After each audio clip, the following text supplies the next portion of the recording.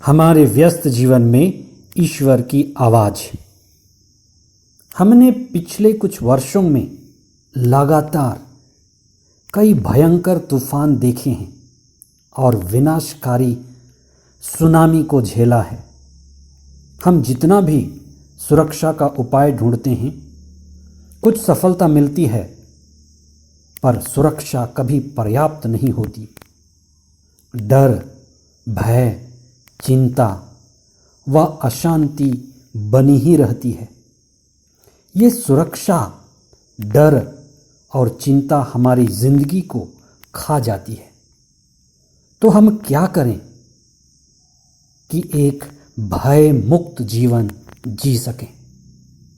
12वां सामान्य रविवार 20 जून 2021। पहला पाठ योग का ग्रंथ अध्याय 38 पद संख्या 1 तथा पद संख्याएं 8 से 11 तक। दूसरा पाठ कुरिन्थियों के नाम संत पौलुस का दूसरा पत्र अध्याय 5 पद संख्याएं 14 से 17 तक। और संत मार्कुस का सुसमाचार अध्याय 4 पद संख्याएं 35 से 41 तक। जिन्हें हम विकसित या विकासशील देश कहते हैं, वे सभी देश अपने राष्ट्र व नागरिकों की सुरक्षा के लिए अक्सर चिंतित रहते हैं। कुछ विकसित देश अपने नागरिकों को बड़े सहज ढंग से व्यक्तिगत सुरक्षा के लिए तरह तरह के खतरनाक हथियार मुहैया कराते हैं। ऐसे विकसित देश में डर भी ज़्यादा है और हिंसा भी ज़्यादा है। हर हथियार धारक डरा हुआ है और एक डरा व्यक्ति हमेशा दूसरे को डराता है। इसलिए आज सवाल यह है कि हम क्या करें कि डर, भय, चिंता व अशांति कम हो। संत पौलुस कहते हैं, ईश्वर के मार्ग में चलें, प्रेम के मार्ग में चलें। मेल मिलाप का रास्ता है। आध्यात्मिक दृष्टिकोण जगाएं, जिससे वे कहते हैं मसीह में नई सृष्टि का मार्ग।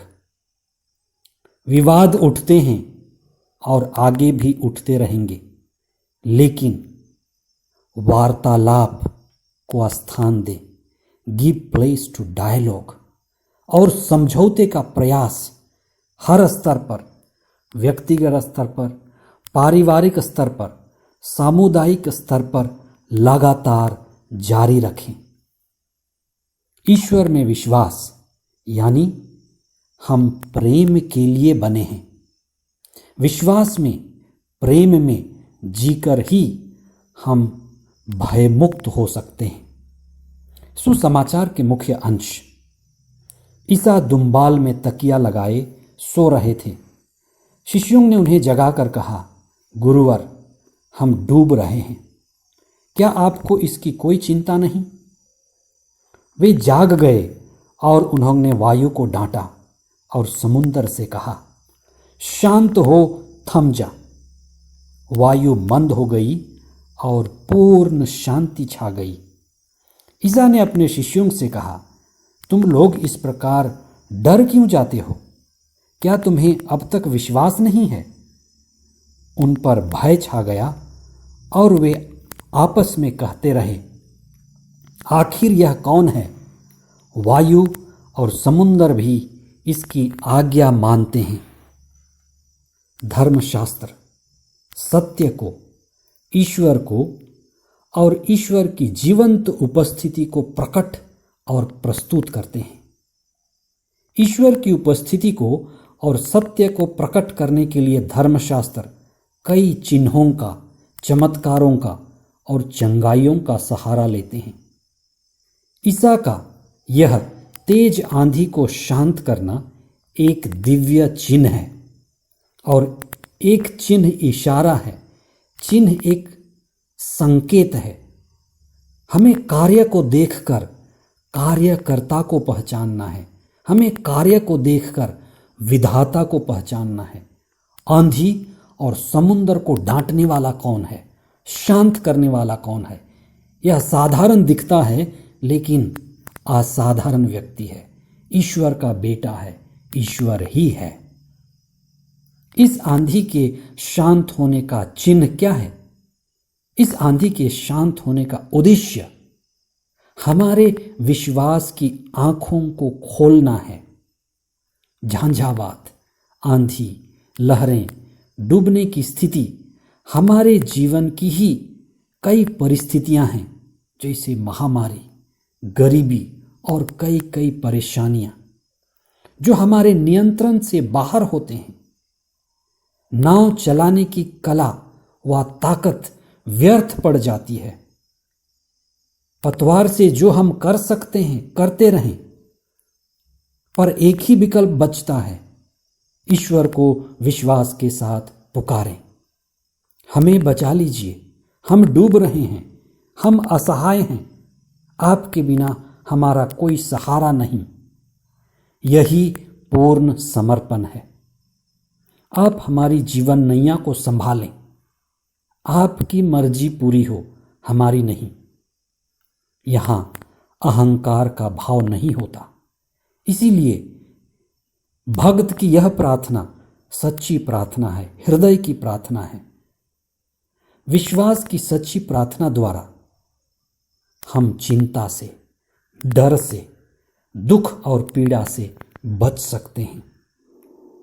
हमारी कठिन परिस्थितियों को ईश्वर देखते रहते हैं, लेकिन सोते हुए मालूम पड़ते हैं।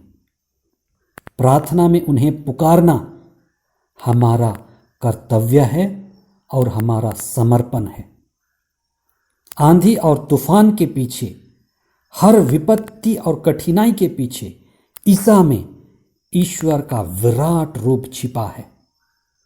हम उसी को देख पाएं, यही प्रार्थना है। उन पर विश्वास करें और प्रार्थना में झुक जाएं। योब अपनी छोटी बुद्धि से ईश्वर के महान कार्य और उसके कार्य करने की शैली व न्याय प्रणाली को समझना चाहते थे, पर ईश्वर को समझना तभी संभव है जब हम पूरी तरह से झुक जाएं, अहंकार व बुद्धि में मिट जाएं। इसके लिए चाहिए पूर्ण विश्वास व पूर्ण समर्पण। आइए आज हम विश्वास और पूर्ण समर्पण के लिए प्रार्थना करें कि हम निडर हो सकें। हे प्रभु, हमारे विश्वास को बढ़ाइए, हमें प्रार्थना करना सिखाइए, हमें विश्वास की दिव्य दृष्टि दीजिए कि हम आपके महान कार्य को देख सकें, समझ पाएं और निडर होकर समर्पित जीवन जी सकें। पवित्र आत्मा हमारी अगुवाई करे। यह प्रार्थना हम करते हैं हमारे प्रभु ख्रिस्त के द्वारा। आमीन।